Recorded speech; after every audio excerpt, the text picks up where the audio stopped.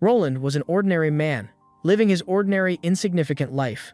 But one day, he was reincarnated into the body of a medieval prince. And it's not one of the good kinds of princes because he is the prince of a Blackwater town in the middle of nowhere, and he is currently the target of an assassination plot. So he needs to find a way to survive before he meets his doom. One day, a witch in the village saved a man from getting his head chopped off by burning the attacker to death. And instead of thanking her for saving his life, the first thing that dude did was snitch on her to the local guards, and after she was caught, she was tied up in the city square to be burned at the stake while all the local lords watch for their amusement. All that's left is for the ruler to show up and render his verdict to sentence her to death, but he is known for being a lazy bum, so the lords are starting to wonder if he's ever going to get here.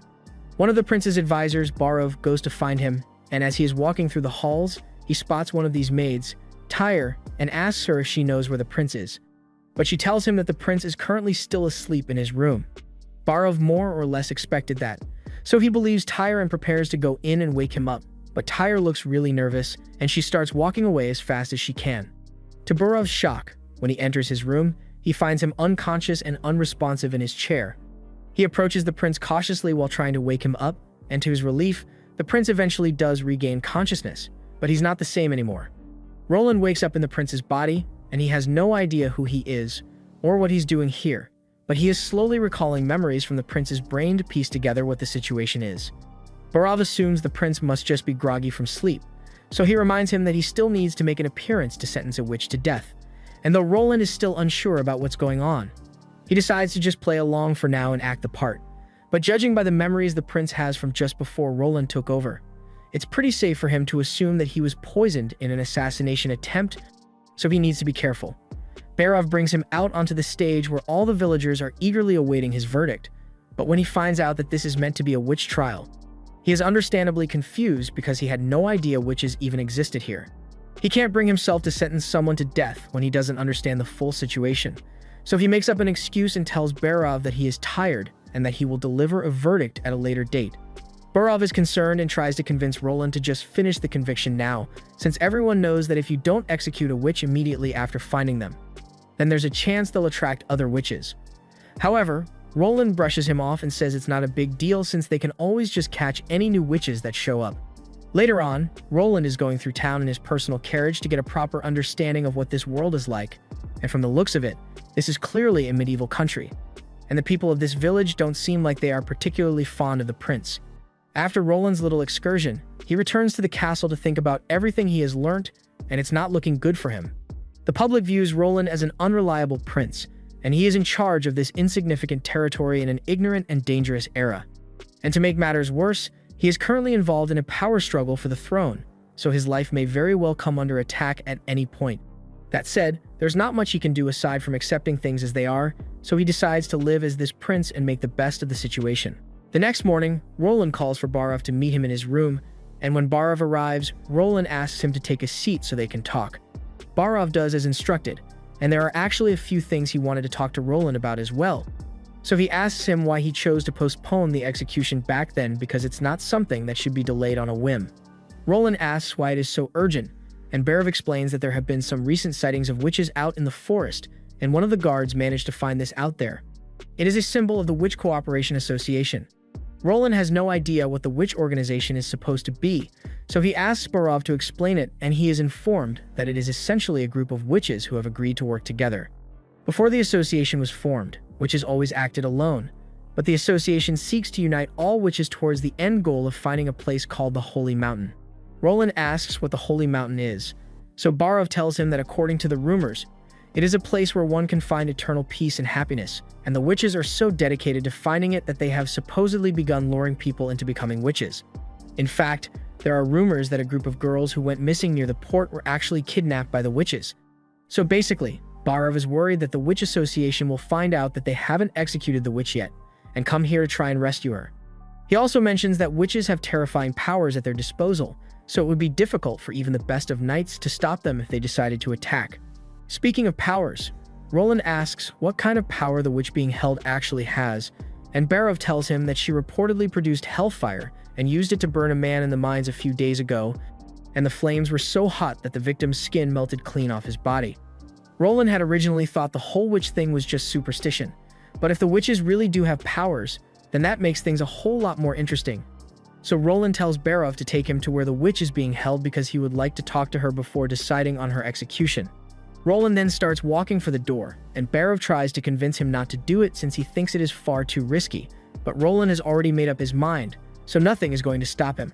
Roland is eventually brought down to the dungeon along with Barov and his head knight, Carter, and Carter is trying to talk him out of this because he also thinks it is too risky.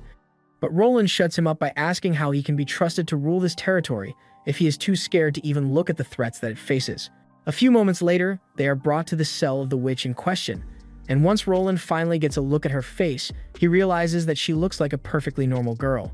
Seeing that someone is here to meet her, the witch gets on her feet, and after Roland introduces himself as the ruler of this town, he asks her what her name is. The witch responds and tells him that her name is Anna, and Roland then asks Anna to tell him of everything that happened in that mine from her perspective because he wants to understand the full picture. Anna is surprised that the prince actually cares about her side of the story since she was sure he would just sentence her to death without a word like any other witch. She explains to him that her father was one of the miners who was working in the mine when it collapsed. She desperately wanted to make sure that he was okay, so she ran into the mines looking for him, and when she eventually did find him, she saw that he was buried under some rubble, and one of his co-workers was trying to take advantage of the situation to steal her father's money, and the man was about to kill her father to make sure he wouldn't be accused of stealing later. And seeing her father about to be killed, Anna had no choice but to kill the attacker first. That series of events sounds perfectly plausible, so Roland believes her.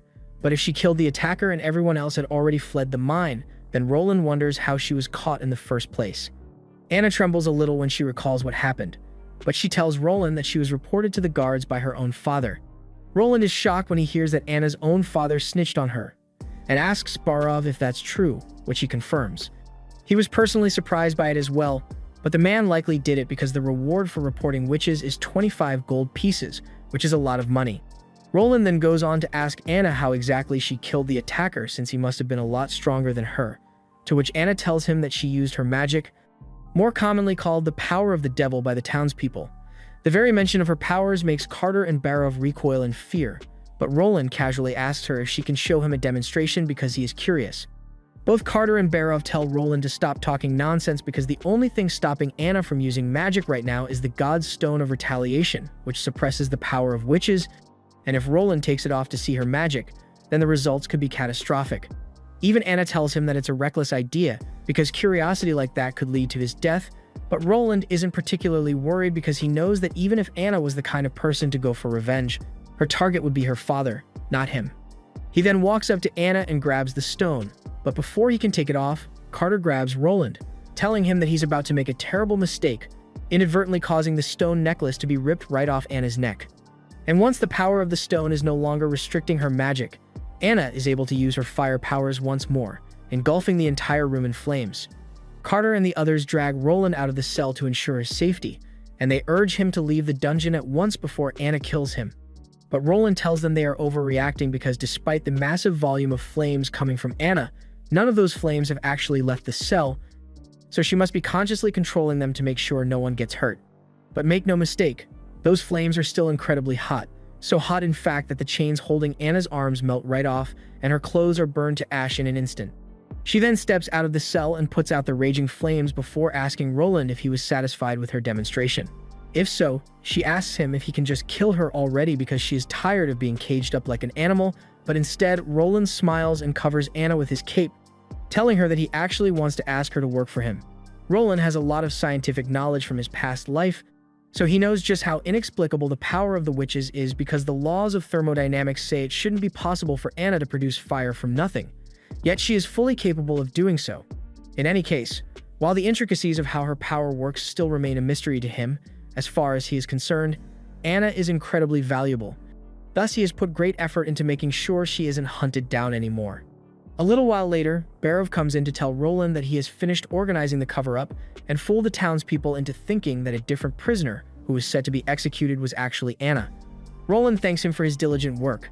Roland then asks Barov to gather some data for him regarding all the trade done by this border town, the taxes, and the expenditures as well.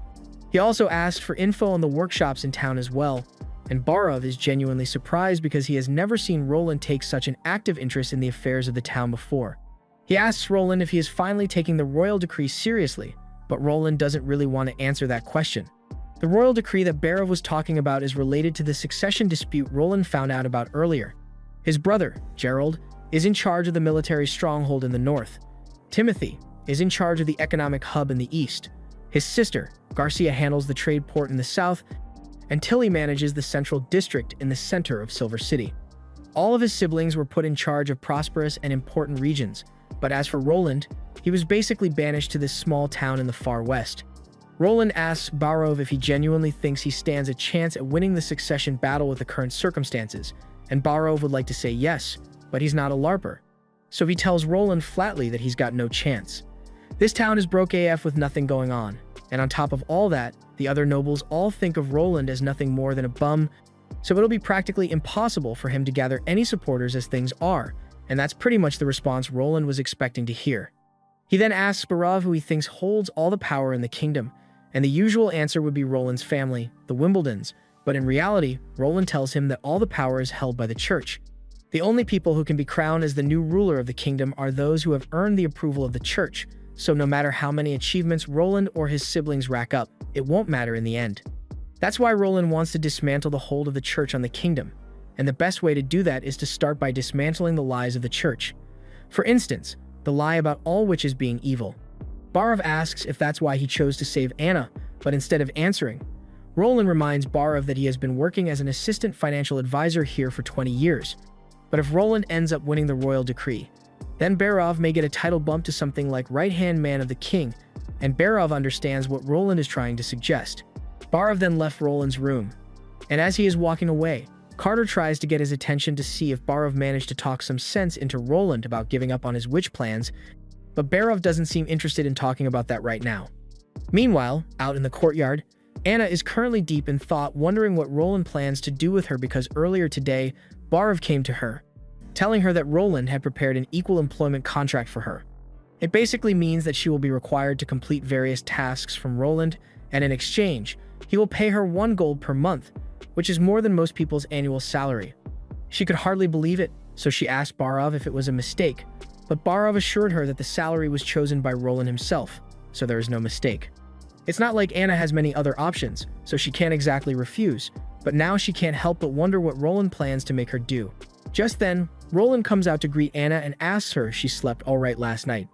Anna tells him that she's fine, but she really wants to know why he saved her and why he's treating her so well even though she's a criminal who killed someone. Roland tells her that all she did was save the life of her father, who was about to be slain by a bandit, and that's nothing more than self-defense, so she can't be punished for that. Even so, Anna reminds him that she is a witch, and that is a crime she cannot be forgiven for, but Roland doesn't see it the way. He picks up a flower nearby and gives it to Anna before telling her that it is extremely poisonous, and Anna drops it out of fear as a result, but Roland tells her he was only joking. There's no way he'd ever let poisonous flowers grow in his garden, but despite the fact that the flower was harmless, Anna still dropped it because she had been convinced that it was dangerous. Roland thinks the powers of witches are neither good nor evil, so whether people fear or love them is entirely determined by their perception of them. Right now, the general perception of witches is really low, and most people genuinely believe that the world would be better off if all witches were dead, including Anna herself. But that's not necessarily true. Of course, if Anna really wants to die, he isn't going to stop her, but he tells her that dying won't solve any of her current problems, and it won't change her father's opinion of witches either, so she will never be able to return to her normal life. But if she chooses to help him, then together they can create a world where witches like her do not need to live in fear. She won't have to hide her powers or be ashamed of her identity, and she might even be able to use her powers to prevent people from suffering. Anna desperately wants to be able to go back to her normal life, so if Roland says he can make it so that witches are accepted by the general public, then she is willing to take part in whatever he has planned. Roland is glad to hear that, so he tells her that the first order of business is for her to learn how to control her powers properly so she can adjust the heat, size, and direction of her flames at all times. And he also warns her not to burn her clothes off like last time, or anything else for that matter. And while Anna focuses on her training, Roland begins studying for the next phase of his plan. At the same time, the maid who had attempted to assassinate Roland before is currently delivering a report to her superior via carrier pigeon, and there's no telling what she has in mind. The next morning, Roland calls Barov into his office and explains that he recently looked over all the trading documents of the town, and he discovered that mining is this town's only profitable activity, including a fair amount of building materials, metal ores, and precious gemstones. However, despite the large amount of money that the mines must be producing, last year's profits were listed as nearly zero. Also, based on these reports, the town has basically no agricultural production whatsoever, yet people don't seem to be starving. So something is definitely going on with the food supply. Barov is surprised that Roland really managed to go through all the documents in one night, and he explains that until now, almost all ores produced in this town have been traded to the Longsong stronghold in exchange for food. Roland finds it odd that the ores were traded instead of sold, but Barov explains that in the eyes of the Lord of Longsong, the border town is already his property, so all he does is give the workers enough rations to keep them from starving. Before Roland became this town's lord, the previous ruler of the town, Baron Boris, always obeyed the orders of Longsong and handed the ores over without complaint. Roland remembers seeing Boris a little while ago, and he got the distinct feeling that Boris is a weirdo, but it makes no sense for Boris to have agreed to hand over all the ores when he was the owner of this territory. However, this is where Barov points out that Boris and many other nobles here actually own property in Longsong, so their personal interests benefit from transferring the town's wealth over there. Roland now understands the situation, and he knows they can't carry on like this, so he tells Barov that, effective immediately, they will no longer be giving any ores to Longsong. Barov asks what they are going to do about their food supply if they cut ties with Longsong. So Roland tells him they will just take their ores to Willow Town instead and sell them there to earn enough money to buy proper food for Border Town. Barov doesn't think that will work since Willow has never bought such large amounts of ore before, so they might reject the deal, but Roland says they can simply sell all the ores at half price, and with such a good deal, there's no way Willow Town will refuse. While they will be losing out on half of their profits, the immediate sale is way better than the deal going on with Longsong, and in the future, they can expand their trade to other regions to improve their annual revenue. Barov agrees that a plan like that would definitely improve Border Town's finances, but he doesn't think it's a good idea to antagonize Longsong because if they stop giving them the ores, then they won't take in the villagers over the winter. Roland has no idea what Barov is talking about, so Barov explains that every winter, the beasts in the forest are corrupted by demonic power and run wild, attacking everything in their path. Border Town has no walls, so they aren't capable of defending themselves against the beasts, so they are forced to migrate to the Longsong stronghold every single year, and they are only able to return once the beasts have retreated in the spring. Roland calls for a meeting with a few hunters who have encountered the demonic beasts before, and he is informed that for the most part, the demonic beasts are just animals which have had their primal instincts enhanced, but that said, there are some genuine demons that appear from time to time, with the strength of a lion, the wings of an eagle, and incredible toughness. Monsters like that are nearly impossible to kill, but fortunately, there aren't many of them, and their wings only allow them to glide for short distances, so most walls are still effective at keeping them out. The regular animals are much easier to deal with in comparison, and one of the men, Iron Axe, has apparently killed two personally. Roland asks him to tell him about it, so the man explains that he encountered a boar type and a wolf type. The boar type has an incredibly tough hide, and the wolf type is incredibly fast, so it required a trap to capture. He also explains that when the first group of demonic beasts shows up, they usually light a beacon to warn the people of the incoming threat so they can evacuate, and Roland is grateful for all their hard work, so he gives them 10 silver coins as a reward and sends them on their way. Afterwards, Roland asks Carter to accompany him to the location of the beacon, and once there, Roland begins mapping out exactly how much time they would have once the first monster is sighted to figure out the response time. Carter sees this and asks if Roland really intends to have the people stay in Border Town over the winter, and Roland confirms it, saying he plans to build a great wall around Border Town for that exact reason. This was the end of episode 2. Subscribe to not miss the next part.